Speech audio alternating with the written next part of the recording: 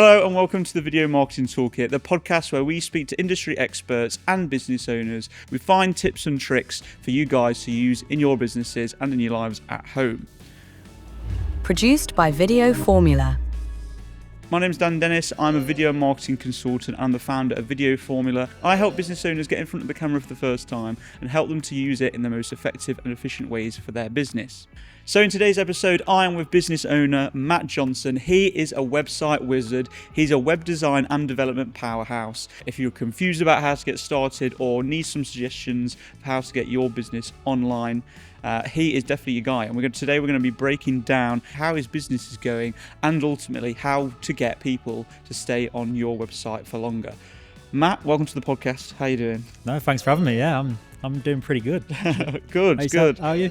Yeah, I'm a little bit rusty. I feel like I've not done this in a while, but no, I'm feeling good. I'm feeling confident. Yeah, user friendliness. I guess that's a huge part of a website as well, right? Because it's all well and good having the ideas and implementing them, but then if people don't come to actually it's just not working properly, then it's trying to solve that problem. Yeah. So whenever obviously there's a good bit of UI, good designed UI, you always need your good UX, which is a user experience.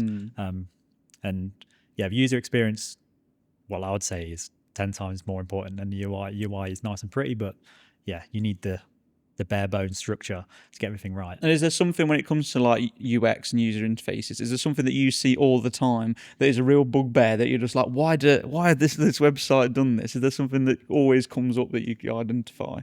Maybe kind of like little floating sticky things on a mobile device. So it's always things that you need in terms of like your cookies and whatnot. But maybe it's just me. Like the pop-ups that sort of interrupt you, that kind of thing. Yeah, there's pop-ups, and pop-ups have their own reasons, marketing, email marketing and whatnot. And there's reasons for it.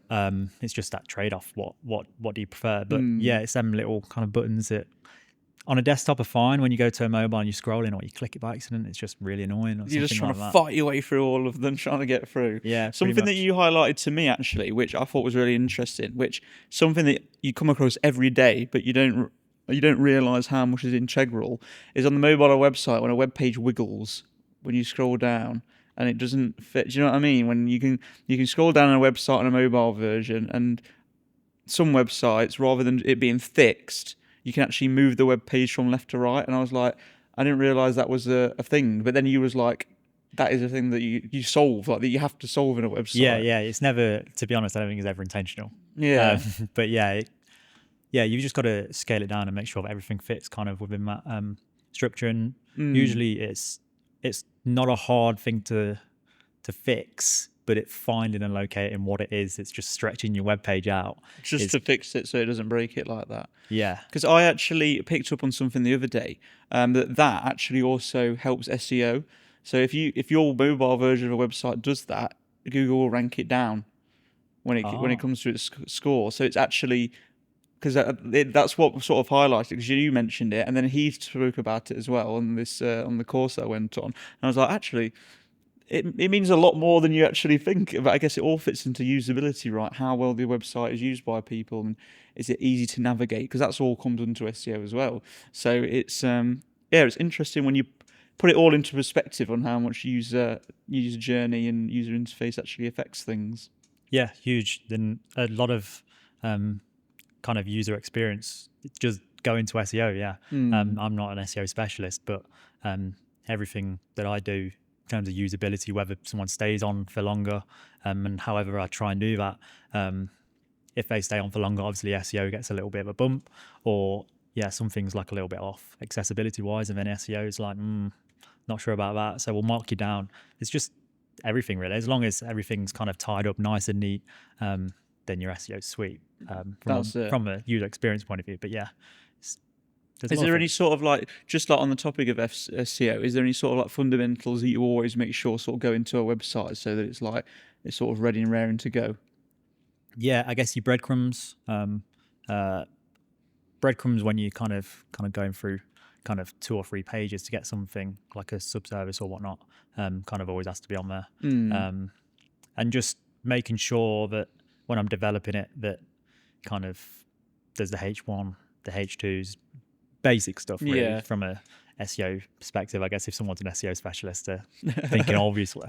Well, obviously, it's a no-brainer. But this is, a podcast for everyone. Some business owners might have true. no idea even what SEO is. So so just kind of having always the one important. H1, well, at least 1 or 2 H2s, and kind of going from there. But yeah, it's just a framework, making sure you've kind of got something there so the user can change the metas and whatnot. My